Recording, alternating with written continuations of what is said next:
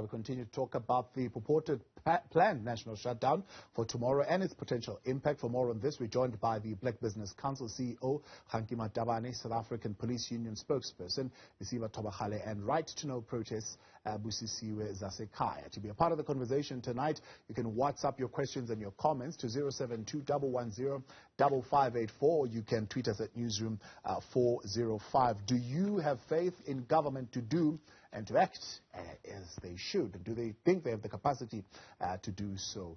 Good evening to you all, and thank you very much for joining us tonight. Nosiviwe Mapisa-Nqakula, let's begin with you. Talking to the Premier of KwaZulu-Natal, the Premier says it's business as usual tomorrow. People must not be fooled. There will be no shutdown. The information at hand, which they have analyzed, they are certain that things will go as normal, and should there be some anomaly, they are ready to respond. Does that give you faith and confidence? Evening, Tawo, the viewers and the panelists.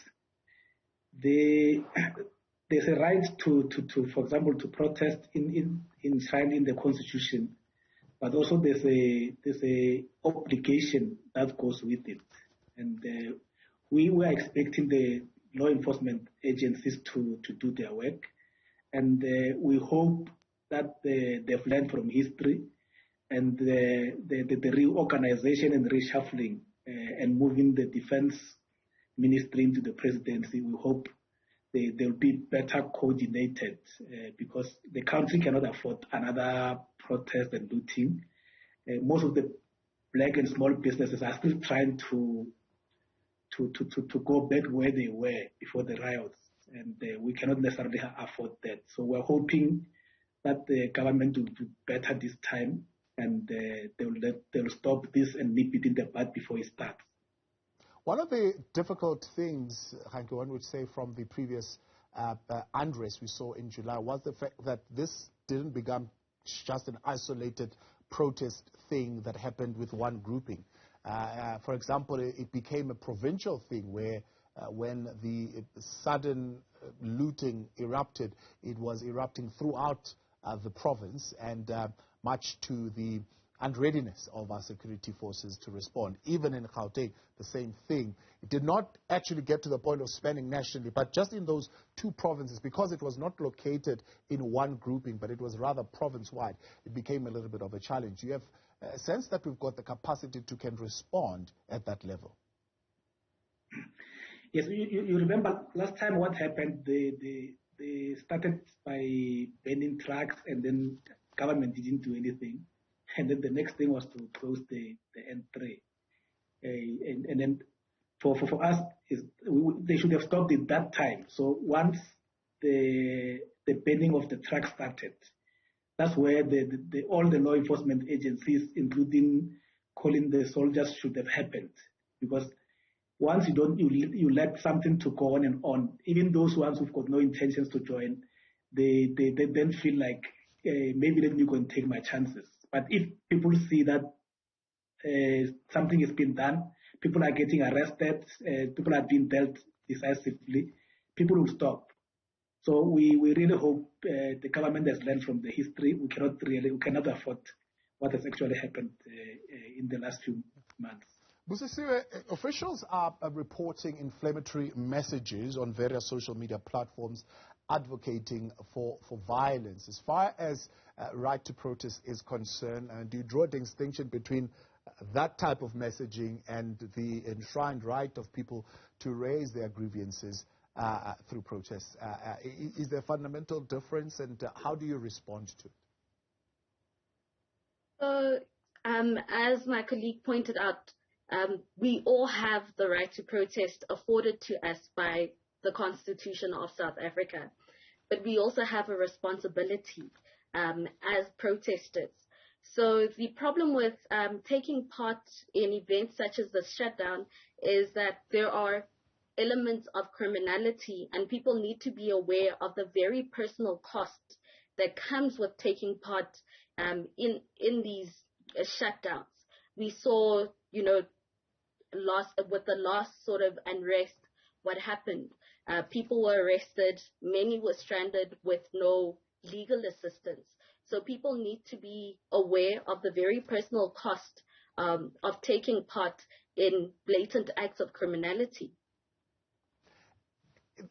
Blatant act of criminality, many are saying part of the challenge is that at two levels. One, at the level of ensuring that you're able to respond, but also at the level of ensuring that you're putting in place policies and interventions that ensure that these unrests do not happen. Government is found wanting, right? The very same things that the people are complaining about are still there. They've not gone away since the last unrest. So one would say they have not adequately addressed this situation. True. But we do encourage people to exercise their right to protest within the ambit of the law. So if people are unsure about, what their rights are as protesters or how to even go about that, they can always contact organizations like the Right to Protest Project for assistance.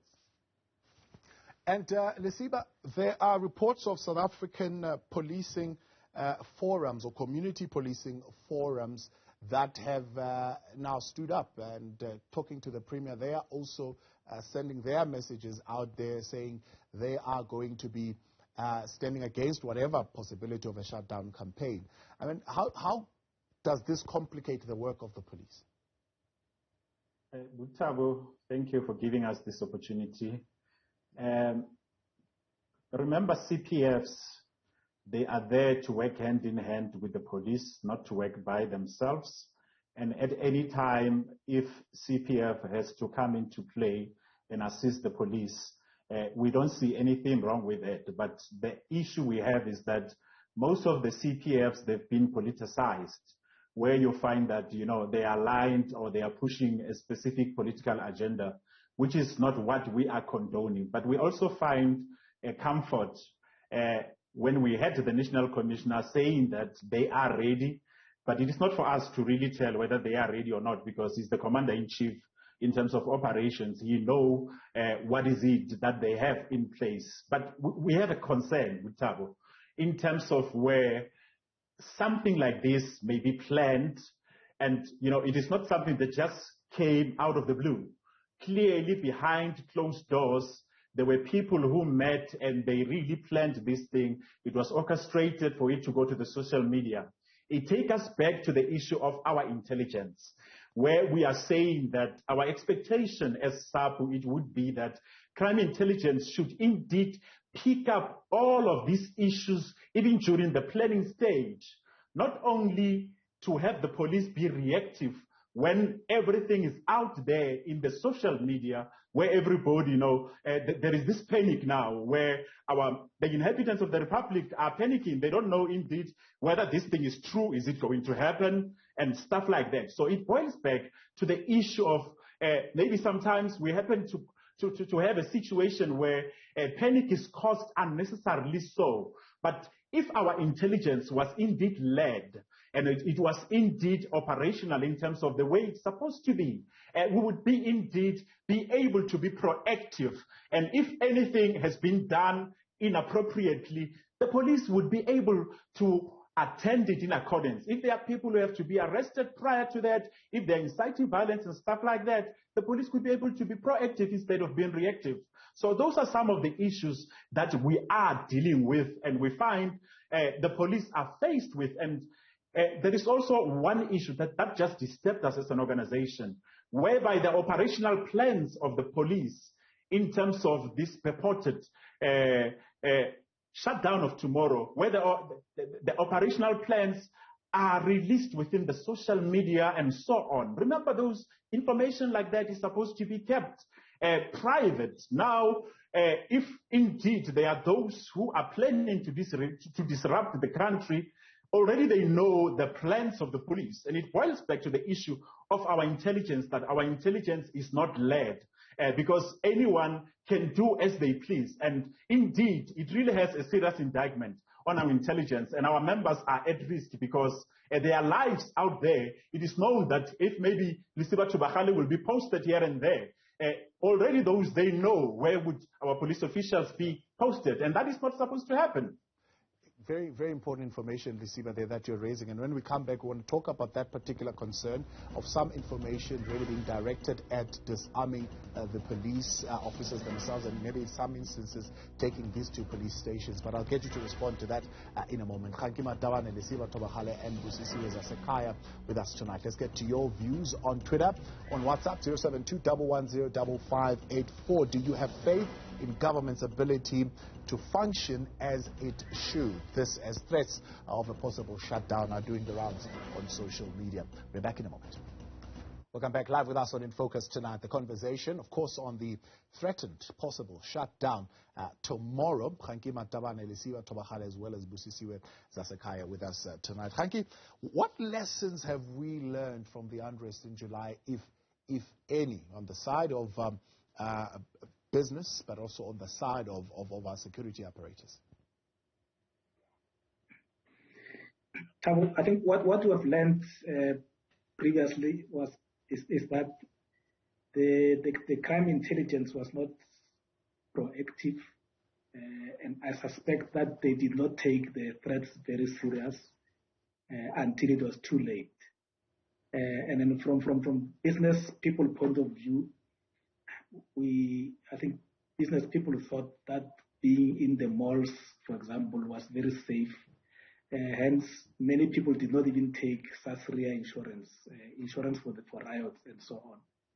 And I think people learned the hard way that in any environment you need to also make sure that you are fully insured. Hence, I was saying we cannot afford any disruption. The unemployment rate is extremely high. Amongst the youth is more than 50%. And the more people destroy these jobs, the more it's going to take longer and longer to create more employment. And it will mean people will be depending on social grants. And you cannot, in any economy, you cannot create that type of a dependency. You cannot grow the economy based on people depending on social grants. It's important that we then need to appeal to our people that please, let's preserve the jobs that we have so that we can grow more jobs and we can grow the economy. And we can then increase the level of activities in the economy through people being employed, not people depending on the 350 rand that the government is now giving to people. It's important that we need to, a little bit by bit, move away from a dependency type of economy to an economy where people can do things on their own. And hence we cannot afford any other disruptions. We're still trying to recover from what COVID has brought, and we really need to appeal to all the people who are planning to go and march to say, please, if you've got grievances, find legal ways of raising those grievances without destroying anything, without destroying properties, and without destroying jobs. Yeah. And have you found any evidence in the spirit of transparency at various stakeholder engagements with government of government's intention and commitment to strengthening its covert and overt sources of information, particularly at state security, to be able to can infiltrate these smaller organizations that are instigators of this big destruction that we see happening? I think it may be early days, but during the conversations we were promised that those would be done. But remember, the reshuffle only happened a few days ago or a few weeks ago.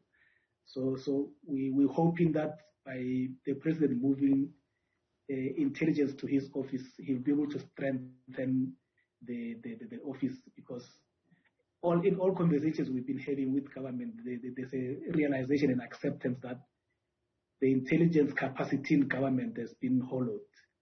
So it's important that rebuilding happens, but happens quicker. And as the private sector, because a lot of other people who were in intelligence have moved to private sector, we have even offered to government that in the meantime, while they are still trying to rebuild, there's a capacity and skills available in the private sector to assist government in that regard.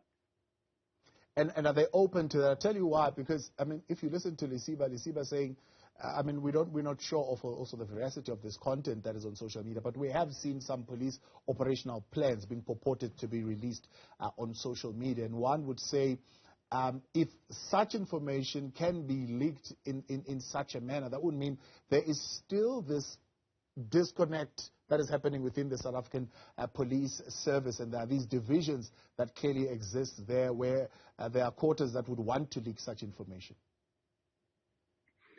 Yeah, I think hence we said also that there must be consequence management where people who are deliberately taking certain actions have to be dealt with, because human beings are human beings. Once you deal with the perpetrators and you do that decisively, people will stop their tricks and what they're trying to do. So it's important that especially the president acts very quick in dealing with those ones who are disrespecting whatever measures he has put in place, so that we go back to normal and then the rebuilding happens.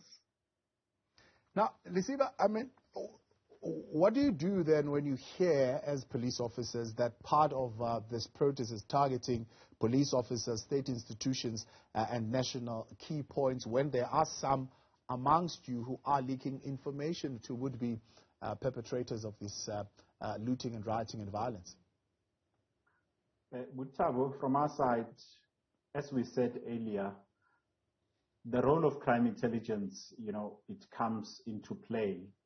The question that we need to ask ourselves is that, is our crime intelligence in the police, are they aligned with the fourth industrial revolution? Remember the planning of all of these things. In most cases, people are not meeting physically and planning to say, this is what we are going to do. We are going to attack police station X. We are going to attack Orlando subs and so on. We are going to take firearms and this and that. In most cases, even anything, it goes through electronic media. So now it boils back to the issue is our crime intelligence, really advanced in terms of being able to pick up such information at that planning stage before it could even spread anywhere, because once spread, it becomes a problem now. You become reactive. You are no longer proactive. And by the look of things, with the panic that has been caused, it really appears that, the police were caught with their pants down, because the proactive part should have been done prior to that. And as we speak tonight and now, we should be knowing that indeed is this thing going to be happening, and where is it going to be happening, who are the leaders and stuff like that. The police are supposed to be having such an information. And now it also becomes a worrying factor to us, as we alluded earlier, to the fact that operational plans, going here and there. We strongly believe that the lack of leadership that we always highlighted to say we do not have a divisional commissioner at crime intelligence. And the one who's acting there, she cannot be able to really take this issue seriously, because she's just passing time there. And crime intelligence cannot be left to have somebody acting there. It needs somebody appointed in order for it to execute its duties. The members are left alone down there. That is why you see the leaking of such information, critical information about operations, going on social media. So we are saying as a union that the SAPS needs to look at those issues and have a way in order to manage them before they could spread out of control. And also, it takes further, Butabo, to the issue of the restructuring that we referred to say that restructuring, it has quite a lot of bearing, because everywhere we would be having even more boots on the ground in order to deal with circumstances like this. And we are also worried when we see that the president of the country, he's seated and he just folded his hands on these issues. And we have seen the country banned previously. As a country, we should have learned from what happened. And we should not even, when we see any sign of, or even just a little sign of something that may happen to purport to be the very same thing that caused the unrest, everything has to be proactive instead of being reactive. But what we see, the president, he's just folding his hands. He's not doing anything about these issues that we are raising. So our expectation, one of the questions that I put to the Premier was, do they know the organizers of this so-called shutdown, and are they in communication with them to establish some degree of communication? He says part of the challenge with the organizers or the instigators of the so-called shutdown is that they only use fake accounts on social media, for example. It makes it a little bit more difficult to get a sense of who they are. How do you respond to that as the police? If our crime intelligence or the intelligence of this country is really up to scratch in terms of being aligned with the fourth industrial revolution, we strongly believe that whether there's fake accounts that are caused and so on, remember, except using the electronic type of systems to track people, there's also, those who are covert, there are also those who are overt, and, they are those operators who would be who would ensure that they get information and they go and be amongst those who are planning those type of things. So we strongly believe that, if indeed all means that are available are being utilized, our crime intelligence, and it boils back to the issue of leadership and also the issues of necessary resources. They will be up to scratch and really know what is going to happen. Even pride could go out of proportion. Now, Mr. CEO, if you examine some of the aspects, for example, of the riots and the looting that took place in July, some of the academics and the experts are saying there could be some degree maybe of organization outside of the South African borders that are supporting this unrest. Do you believe that that could be possible? It could be possible, but those haven't been confirmed. So there are many elements to protest, so that could very well be possible. Yeah. And how would you then view that? I mean, as a sense of creating instability in the country. There are players who are playing outside, who are trying to influence some of the genuine issues that are being raised by people inside the country. It makes it very difficult, in terms of holding people accountable for their actions. Like I said, there are very personal costs to taking part in these things. So what happens is that, people in South Africa are left to bear the brunt of their, against the actions, and those who aren't in South Africa get to go on with their lives as normal. So it's very difficult to hold those people accountable whilst people are left in a mess in South Africa. I appreciate you all for coming through and joining us tonight. Nosiviwe Mapisa-Nqakula and Nosiviwe Gwarube.